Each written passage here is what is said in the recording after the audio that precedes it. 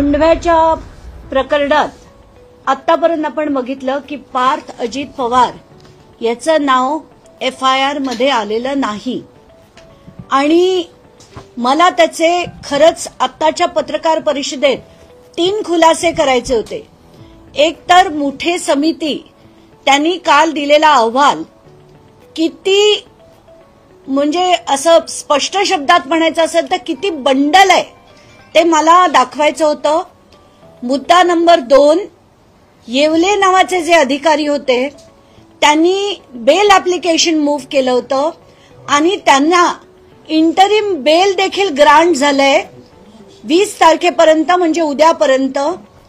तर 20 तारखेपर्यंत यांना बेल कसं ग्रांट झालं? कारण तिथे PP FIR घेऊन गेलेच नाहीत। म्हणजे 11 तारखेला येवलेनी बेल ऍप्लिकेशन मूव्ह केलं आणि 13 तारखेला त्याचं हिअरिंग होतं। योगायोग म्हणा त्या दिवशी ते कोर्ट गैरहजर होतं। असं असताना दुसऱ्या कोर्टाकडे देऊन तिथे PP नी त्यांचं कुठलंही म्हणणं न मांडता इंटरिम बेल त्यांचं मंजूर झालं 1 लाख रुपयाचं आणि त्याची ऑर्डर देखील मी आता काही वेळात सगळ्या माध्यमांना देतेय। तर हे बेल मंजूर झाल्यानंतर हे का झालं याचं कारण मी सांगते।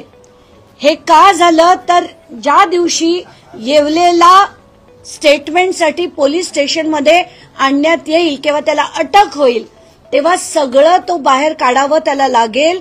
पार्थ पवारचं नाव येईल, MIDA एंटरप्राइजेसचं सरळ नाव येईलच आणि हे सगळं कसं घडलं हे बाहेर येऊ नये म्हणून येवलेला ही बेल ऍप्लिकेशन मंजूर झाली आहे।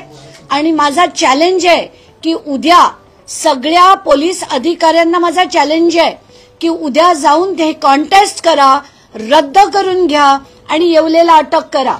आता सगळ्यात महत्वाचा मुद्दा, 16 तारखेला बोटॅनिकल गार्डन्स मध्ये म्हणजे एक पत्र आहे 16 तारखेचं बोटॅनिकल गार्डन्सचं।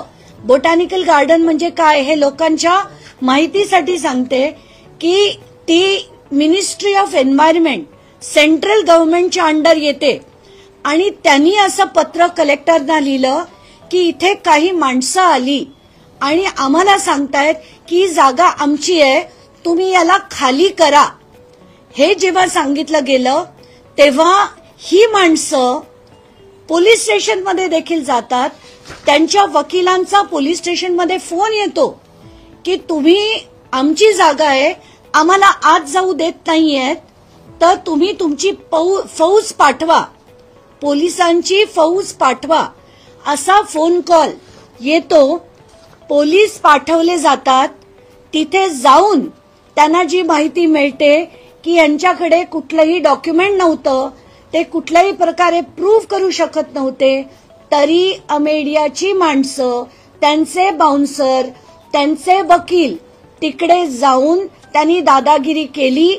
आज सकाळपासून मी या RTI साठी मी त्यांना आधी त्यांच्याकडनं पब्लिक डिस्क्लोजर खाली पोलीसकडनं मागणी केली, मग मी ईमेल पाठवलं, सकाळपासून त्यांना RTI पाठवून सगळं पाठवून झालं होतं।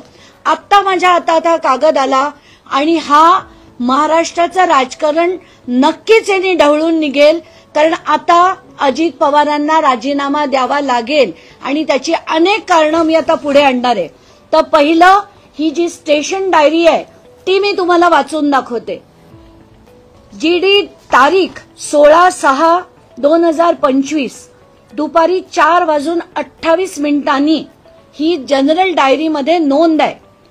ती नोंद काय आहे की उपरोक्त विषयान्वये सविनय सादर की आज रोजी आम्ही मुंडवा पोलीस चौकी येथे कर्तव्यावर हजर असताना दुपारी 1 वाजताच्या सुमारास आम्हाला मुंडवा पोलीस स्टेशन पुणे शहर यांनी कळवले की ऍडव्होकेट तृप्ती ठाकूर यांनी फोनद्वारे आमच्या सिक्युरिटी लोकांना बोटॅनिकल गार्डन मध्ये आत येऊ देत नाही, तरी पोलीस मदत पाठवा अशी माहिती कळवल्याने पोलीस यांच्या आदेशाने आम्ही स्वतः पोलीस उपनिरीक्षक मुंडे असे पोलीस स्टाफ सह सदर ठिकाणी गेलो असता बोटॅनिकल गार्डनचे इंचार्ज बाळासाहेब पांडुरंग कदम, वय वर्ष 57, वनस्पती सहाय्यक, भारतीय वनस्पती सर्वेक्षण विभाग,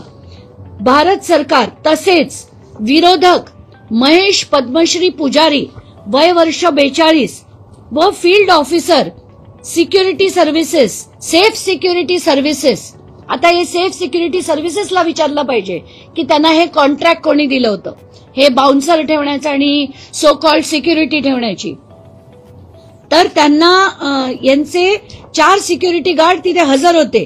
सेल्फ सिक्युरिटी सर्व्हिस कंपनीच्या लोकांना तिथे येण्याचे कारण विचारले असता त्यांनी सांगितलं की सदरचे मूळ मालक हे उमेश मोरे यांनी आम्हास सिक्युरिटी गार्ड म्हणून नेमले आहे असे म्हणून त्यांच्याकडचं पत्र दाखवले. परंतु सदरची जागा ही अद्यापपर्यंत बोटॅनिकल गार्डनच्या ताब्यात असल्याने गार्डनचे इंचार्ज बाळासाहेब कदम यांनी सांगितले, त्यामुळे सेफ सिक्युरिटी सर्व्हिसेस कंपनीच्या लोकांना आम्ही महसूल खात्याकडनं अथवा दिवाणी न्यायालयातून दाद मागून आपल्या तक्रारीचं निवारण करावे असे सांगितले. आत्ताच्या घटनेला ही सगळ्यात मोठी आणि शॉकिंग गोष्ट आहे की अमेडियाच्या लोकांनी जो व्यवहार केला, त्या व्यवहार केल्यानंतर त्यांचे जे वकील आहेत ते पोलिसांना फोन करतात, पोलीस फौज पाठवा म्हणून सांगतात, जागा आम्हाला खाली करून हवी असं सांगतात, उलट त्यांच्यावर ट्रेसपासिंगचा गुन्हा दाखल करा असं सांगितलं जातं. आणि मला आता सगळ्यात मोठी मागणी करायची आहे की हे सगळं होत असताना दुपारी 1 ते संध्याकाळी 4:30 पार्थ अजित पवार यांचा टावर लोकेशन काढण्याची मी मागणी करतेय. ते टावर लोकेशन मागण्याची मागणी मी का करतेय त्याचं मला रिझन माहितीये की पार्थ पवार ते त्या घटनेला कुठे होते हे त्याच्यातनं त्याचा मोठा उलगडा होईल. आणि पार्थ पवार यांच्या सीडीआर वरनं तात्काळ त्यांचा सीडीआर मागवावा. त्याच्यात ते जे कोड येतं त्याच्यावरनं 2.5 किलोमीटरच्या पेरिफेरीमध्ये पार्थ पवार कुठे होते याचा देखील शोध लागेल. ही माणसं कोण होती याचा देखील शोध लागेल. आणि आतापर्यंत जे पार्थ पवारचं नाव FIR मध्ये घातलं गेलं नाहीये ते होईल. दुसरं म्हणजे पोलिसांना नम्र विनंती की उद्या जाऊन स्ट्रॉंगली एक स्ट्रॉंग ऍडव्होकेट ठेवून त्यांनी हे जे इंटरिम बेल ऍप्लिकेशन आहे येवलेंचं ते रद्द करावं, त्यांना अटक करावी, त्यांचे स्टेटमेंट घ्यावे की हे करण्यास भाग कोणी पाडलं. ह्या सगळ्याचा उलगडा झाल्यावर आपोआप सगळ्या गोष्टी बाहेर येतील. आणि हे आता थेर जे आहेत ना, मुठे समितीने त्यांचं नाव न घेणं, अमुक समितीने त्यांचं नाव न घेणं, काल तर काही बातम्या चालल्या की पार्थ पवारला क्लीन चिट मिळाली, कुठलीही क्लीन चिट नाहीये. आणि हे अगदी तडीस नेण्यासाठी मी लढत राहणार आहे. एवढंच. नवीन घडामोडी पाहण्यासाठी आजच आम्ही मुंबईकर 24 तासला लाईक करा, सबस्क्राईब करा आणि अपडेट रहा.